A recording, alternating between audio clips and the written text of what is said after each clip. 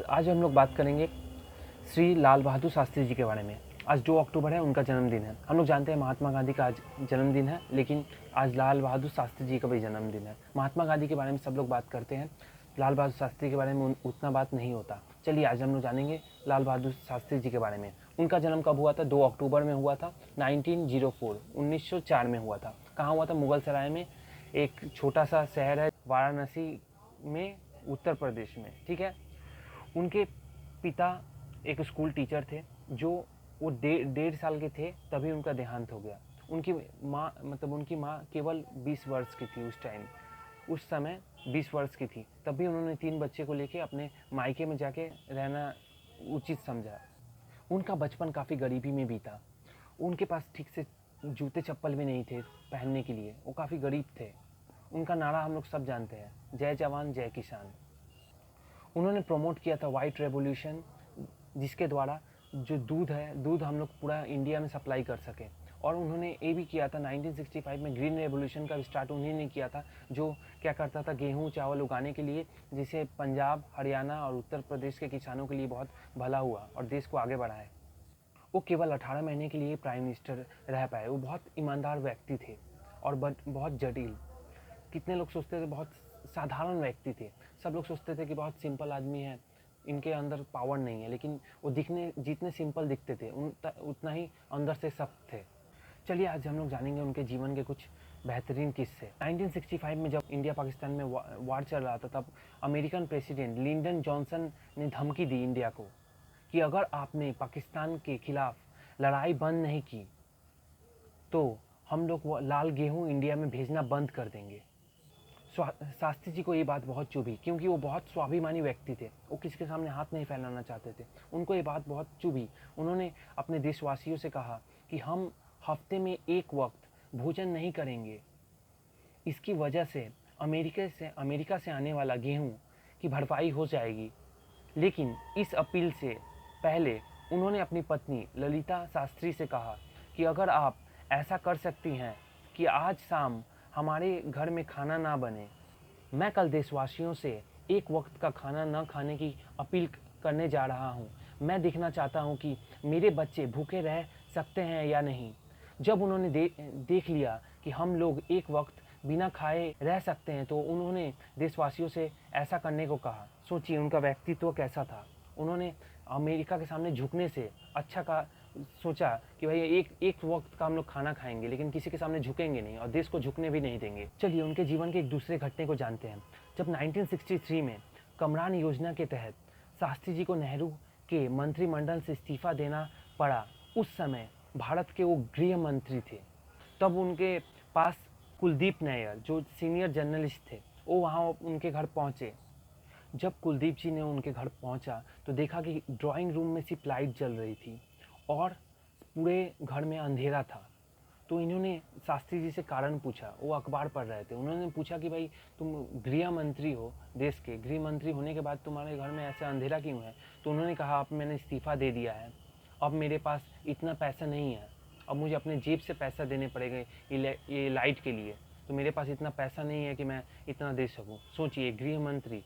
आजकल के लोग काउंसिलर या मंत्री छोटे मोटे हो जाने के बाद इतना घमंड दिखाते हैं, लगता है कि भाई उनसे ऊपर कोई है ही नहीं। और सोचिए, गृह मंत्री थे, फिर भी वो ऐसा सोचते थे। चलिए उनके जीवन की तीसरी घटना को देखते हैं। जब उन्होंने ताशकंद सम्मेलन में हिस्सा लेने के लिए जब गए हो, तो उनके पास एक खादी का ऊनी कोट था। उनके पास अच्छा कोट भी नहीं था जिससे गर्मी लग सके, मतलब ठंडा का बहुत माहौल था, तो वहाँ पर उनके पास अच्छा कोई ऊनी कोट भी नहीं था। जब प्राइम मिनिस्टर, रूस के प्राइम मिनिस्टर ने देखा ये, तो उन्होंने देखते ही उन्होंने समझ गए। उन्होंने बोला कि आपके पास, उन्होंने एक कोट गिफ्ट किया, उन्हें अच्छे से कोट गिफ्ट दिया। लेकिन जब उन्होंने अगले दिन देखा, रूस के प्राइम मिनिस्टर ने अगले दिन देखा, क्या देखते हैं वो? देखते हैं कि उन्होंने, मतलब शास्त्री जी ने वो पहना ही नहीं।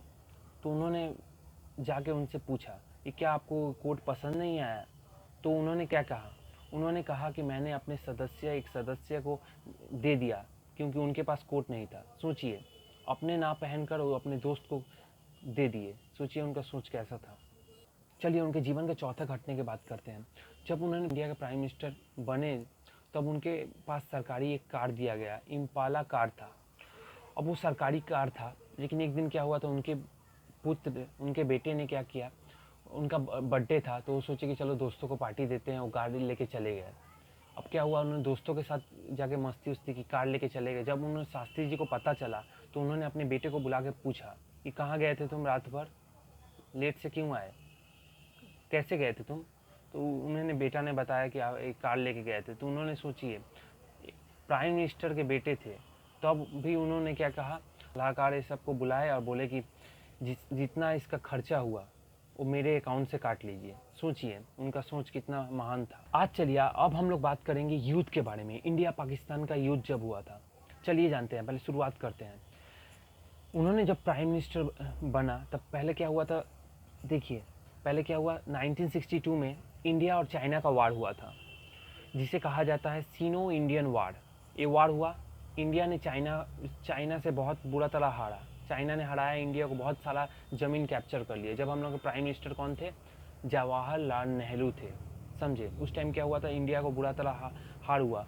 उसके बाद क्या हुआ, इंडिया का मोरल बहुत डाउन था, सोल्जर लोग बहुत मतलब उनका मोरल बहुत डाउन था। इंडिया का कंडीशन बहुत ख़राब था, इकोनॉमी पूरा लो चला गया था, इंडिया का हालत बहुत बिगड़ गया था उस टाइम। और उस टाइम उसके बाद क्या हुआ, 1964 में जवाहरलाल नेहरू का देहांत हो गया। आप सोचिए उस टाइम इंडिया का ऐसा हालत था, उसमें प्राइम मिनिस्टर का जवाहरलाल नेहरू का देहांत हो गया। जवाहरलाल नेहरू के देहांत होने के बाद क्या, कांग्रेस में पॉलिटिकल क्राइसिस हो गया। तब क्या हुआ था, जून 1964 में शास्त्री जी को इंडिया का प्राइम मिनिस्टर बनाया गया। उनका कद क्या था, 5 फुट 2 इंच। एक साधारण व्यक्ति थे, ईमानदार व्यक्ति थे। उस टाइम इकोनॉमी इंडिया का पूरा डाउन था। पाकिस्तान ने क्या सोचा, पाकिस्तान ने सोचा भाई यही मौका है। उसने सोचा इंडिया हार चुका है चाइना से इंडिया का कंडीशन पूरा ख़राब है, प्राइम मिनिस्टर का डेथ हो गया। और उन्होंने शास्त्री जी को साधारण व्यक्ति सोचा कि साधारण व्यक्ति, इसमें क्या दम है युद्ध लड़ने का, यही मौका है इंडिया पर कब्जा करने का। उस टाइम क्या होता, पाकिस्तान ने क्या किया, अपने 25 से 30 हज़ार लोग को कश्मीरी लोग बना के उसके अंदर भेज दिया था, इंडिया के अंदर युद्ध कराने के लिए, मतलब कब्जा करने के लिए। उस टाइम ऑपरेशन ग्रैंड स्लैम हुआ सितंबर 1965 में। फिर हुआ पंजाब फ्रंट में से 6 सितंबर 1965 में वो लोग लाहौर घुसने के लिए लड़ाई हुआ, जिसे इंडिया ने जीता। बैटल ऑफ असल उत्तर बोलते हैं, ठीक है। पाकिस्तान के पास क्या था, क्वालिटी था, यूएसए का सपोर्ट था, उसके पास अच्छा वेपन्स था, लेकिन इंडिया के पास एक्सपीरियंस था और थोड़ा बहुत रसिया का जो टैंक था, ये सब था थोड़ा बहुत।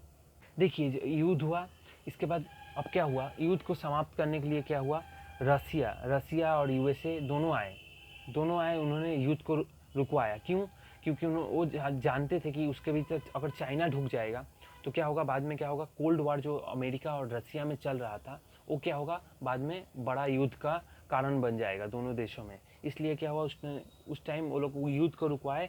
कब सीज फायर अनाउंस हुआ, कब, 22 अक्टूबर 1965 को, ठीक है। उस टाइम युद्ध रुकवाया गया सीज फायर बोल के, ठीक है। चलिए, इसलिए क्या हुआ था, ताशकंद जो उज्बेकिस्तान में है, वहाँ पर एग्रीमेंट होने वाला था। इंडिया और पाकिस्तान का एग्रीमेंट हुआ, इंडिया पाकिस्तान का। पाकिस्तान के प्राइम मिनिस्टर थे अयूब खान, उनका, और इंडिया का प्राइम मिनिस्टर लाल बहादुर शास्त्री वहाँ पहुँचे, ठीक है, ताशकंद में पहुँचे। एग्रीमेंट क्या था, एग्रीमेंट था कि जिसने ज़मीन जितना कैप्चर किया है इंडिया ने, पाकिस्तान ने, तो उस टाइम क्या हुआ था, उतना वापस कर देना है, जो जहाँ था वहीं जाना पड़ेगा। इससे क्या होता, देश में बहुत अशांति थी, लोग बहुत अशांत थे और चाहते थे कि भाई लाल बहादुर शास्त्री जी ने क्यों ऐसा साइन किया, लेकिन उनके अपने मजबूरी थी। वहाँ पर क्या हुआ था, रसिया ने पूरा मजबूर किया था कि आपको ऐसा करना पड़ेगा। वो सोच रहे थे कि इतना सैनिक, इतना जवान देश के, इतना जान दिए, इतना लोगों ने तपस्या किया, इतना मेहनत से एक टाइम खाना खाया, और देखिए आज ऐसा पोजीशन आ गया कि ऐसा साइन करना पड़ रहा है। इतना ज़मीन कैप्चर करने के बाद, इतना कुछ करने के बाद सब कुछ वापस कर दो।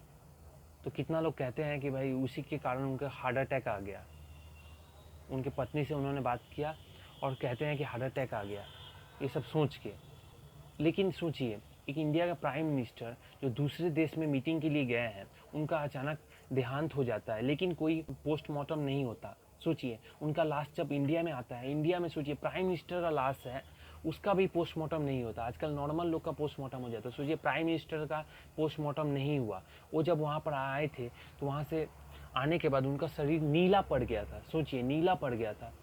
अब कटा कटा हुआ भी थोड़ा बहुत इधर उधर था। सोचिए, उनकी पत्नी देख के बोल रही थी कि उनको जहर दिया गया है। तो अब भी सोचिए, पोस्टमार्टम नहीं किया गया। इंडिया का प्राइम मिनिस्टर, कितने लोग कहते हैं कि इसके पीछे इंदिरा गांधी का हाथ था, कितने लोग कहते हैं अलग अलग रीजंस था, जो आज तक कोई नहीं जान पाया। सोचिए, इतना साल होने के बाद कोई नहीं जान पाया। उनके बेटे कहते हैं और उनके पत्नी कहती थी कि उनके साथ रिलेटेड जो फाइल्स है वो सबको सार्वजनिक कर देना चाहिए सरकार को, लेकिन आज तक ऐसा नहीं हुआ।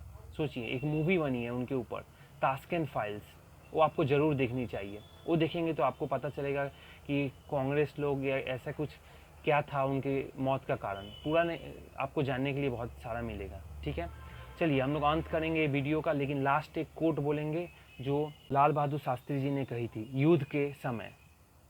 युद्ध के समय उन्होंने भाषण में क्या कहा था? जिस झंडे के नीचे हम और आप खड़े हैं, आज उसकी हिफाजत और उसकी रक्षा का सवाल है। इसकी शान बनाए रखना है, यह कायम रहे, हम रहे या ना रहे, लेकिन यह झंडा रहना चाहिए और ये देश रहना चाहिए। शुक्रिया। चलिए, वीडियो देखने के लिए शुक्रिया। आप कमेंट कीजिए आपको कैसा लगा और इस चैनल को सब्सक्राइब कीजिए। Thank you.